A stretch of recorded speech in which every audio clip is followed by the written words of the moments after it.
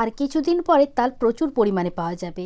আর নতুন নতুন তাল দিয়ে নানা রকম রেসিপি খেতে সবার ভালো লাগে। তাই আজকে আমি আপনাদের সঙ্গে শেয়ার করব তালের লাচ্ছা পরোটা। সঙ্গে থাকবে একদম খুব সাধারণভাবে তৈরি আলুর তরকারি।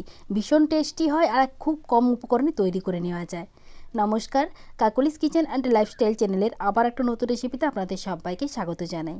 রেসিপিটি বানানোর জন্য প্রথমে একটা পাত্রের মধ্যে নিয়ে নিচ্ছি 2 কাপ ময়দা, দিয়ে দিচ্ছি পরিমাণ মতো লবণ আর 2 চামচ সাদা তেল। এইবার এই সব উপকরণগুলো ভালো করে মিশিয়ে নিতে হবে। আমি এখানে চিনি অ্যাড করছি না, তবে আপনারা চাইলে এখানে চিনি অ্যাড করতে পারেন। যেহেতু তার মিষ্টি, তাই এখানে কোনো চিনি দিচ্ছি না। আর এখানে দিয়ে দিচ্ছি আমি প্রথমে 3 চামচের মতো তালের পাল্প। এই তালের পাল্পটা আমি আগে থেকেই রেডি করে রেখেছিলাম। প্রথমে 3 চামচের মতো দিয়ে দিচ্ছি, পরে প্রয়োজন হলে আরও দিতে হবে। তবে অল্প অল্প করে তালের পাল্প দিয়ে ময়দাটা মাখিয়ে নিতে হবে। কোনো রকম জল দেওয়ার দরকার নেই। তালের পাল্প দিয়ে এই ময়দাটা সুন্দর করে মাখানো হয়ে যাবে। আমার এখানে 4 চামচের মতো তালের পাল্প লেগেছিল। ময়দাটা মাখিয়ে নিয়েছি, এক সাইডে সরিয়ে রেখে দিচ্ছি। এদিকে আলুর তরকারিটা করে নিতে হবে। তার জন্য কড়াইয়ের মধ্যে দিয়ে দিচ্ছি পরিমাণ মতো তেল, আর ফোড়নে দিয়ে দিচ্ছি একটা শুকনো লঙ্কা, একটা তেজপাতা, হাফ চামচ পানমৌরি, হাফ চামচ জোয়ান, হাফ চামচ কালো জিরে। এই মশলাগুলো একটু লাল হয়ে ভাজা হয়ে এলে কেটে রাখা আলু দিয়ে দিচ্ছি, আর পরিমাণ মতো লবণ দিয়ে আলুটাকে একটু নেড়ে চেড়ে একটা ঢাকা চাপা দিয়ে ভালো করে ভেজে নিতে হবে। ঢাকাটা সরিয়ে নিচ্ছি। আলুগুলো ভালোভাবে ভাজাও হয়ে গেছে, সঙ্গে ভালো করে সেদ্ধ হয়ে গেছে। এখন এর মধ্যে দিচ্ছি হলুদ গুঁড়ো, লঙ্কার গুঁড়ো, জিরা গুঁড়ো, ধনে গুঁড়ো, দিয়ে দিচ্ছি রেড চিলি পাউডার, আর দিয়ে দিচ্ছি 1 চামচের মতো আদা বাটা। এবার এই সব মশলাগুলো আলুর সঙ্গে মিশিয়ে নিতে হবে আর একটু হালকা করে ভেজে নিতে হবে। মশলাগুলো যখন একটু হালকা করে ভাজা হয়ে যাবে, তখন এর মধ্যে দিয়ে দিচ্ছি একটা মিডিয়াম সাইজের টমেটো পেস্ট, আর দিয়ে দিচ্ছি 2 চামচের মতো দই, জল ঝরিয়ে রেখেছিলাম। আবারও সব কিছু ভালো করে মিশিয়ে মশলাটাকে কষিয়ে নিতে হবে। মশলাটা ভালো করে কষানো হয়ে গেলে পরিমাণ মতো জল দিয়ে দিতে হবে, অল্প একটু চিনি দিয়ে দিতে হবে, আর ভালো করে মিশিয়ে ঢাকা চাপা দিয়ে এটাকে লো ফ্লেমে সেদ্ধ করে নিতে হবে। আলুগুলো ভালো করে সেদ্ধ হয়ে গেলে এতে দিয়ে দিচ্ছি 1 চামচের মতো ঘি, অল্প একটু ধনেপাতা কুচি আর একটা কাঁচা লঙ্কা।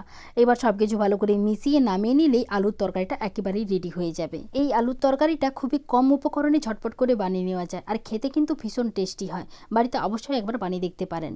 তরকারিটা একটা পাত্রের মধ্যে নামিয়ে নিচ্ছি। এদিকে যে ময়দাটা মাখিয়ে রেখেছিলাম, এটাকে একটু হালকা করে মাখিয়ে এখান থেকে 5টা লেচি কেটে নিচ্ছি। এবার একটা লেচি নিয়ে অল্প একটু ময়দা ছিটিয়ে দিতে হবে, আর গোল রুটির মতো করে বেলে নিতে হবে। খুব বেশি পাতলা বা খুব বেশি মোটা এরকম কোনো করার দরকার নেই। মোটামুটি রুটি বা পরোটা যেরকম করে বেলা হয় সেরকম করে বেলে নিতে হবে। অল্প একটু তেল ভালো করে ব্রাশ করে দিতে হবে, আর ওপর দিয়ে একটু ময়দা ছিটিয়ে দিতে হবে। ভালো করে একটু চারিদিকে লাগিয়ে নিতে হবে। ভালো করে লাগানো হয়ে গেলে একটা পিৎজা কাটার দিয়ে এরকম লম্বা লম্বা করে কেটে নিতে হবে। তাহলে এই পরোটার ভাঁজটা খুব সুন্দরভাবে বোঝা যাবে। এইবার এই সবগুলোকে একসঙ্গে এভাবে ধরে নিতে হবে, আর এটাকে একটু পাকিয়ে নিতে হবে। পাকিয়ে এরকমভাবে গোল করে একটা লেচিতে পরিণত করে নিতে হবে। এরকম করে সমস্ত লেচিগুলোকে রেডি করে নিতে হবে। এবার লেচিটার উপরে আলতো করে একটু চাপ দিতে হবে, আর একটা বেলনি কাঠ দিয়ে একটু বেলে নিতে হবে। খুব বেশি পাতলা করলে চলবে না, একটু মিডিয়াম রাখতে হবে।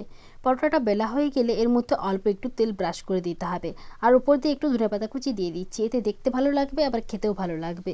ধনেপাতাটা দিয়ে আবারও একটু বেলে নিতে হবে।